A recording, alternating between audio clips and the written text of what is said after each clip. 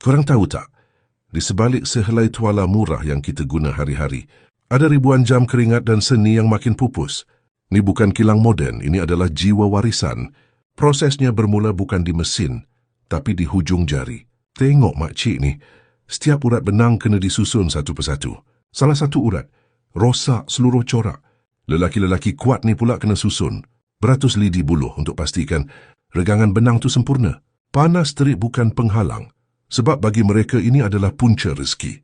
Bahagian paling magis ialah bila benang-benang ni mula disapu dengan bahan pengeras semula jadi.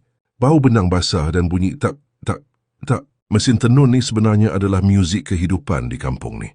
Setiap kali kayu tu ditarik, sebaris demi sebaris kain gamuca terbentuk.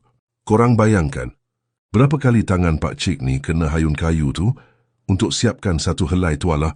Hasilnya, tuala yang bukan saja serap air dengan hebat, tapi penuh dengan nilai seni. Tak ada satu pun mesin AI atau robot yang boleh tiru jiwa dalam tenunan tangan manusia macam ni.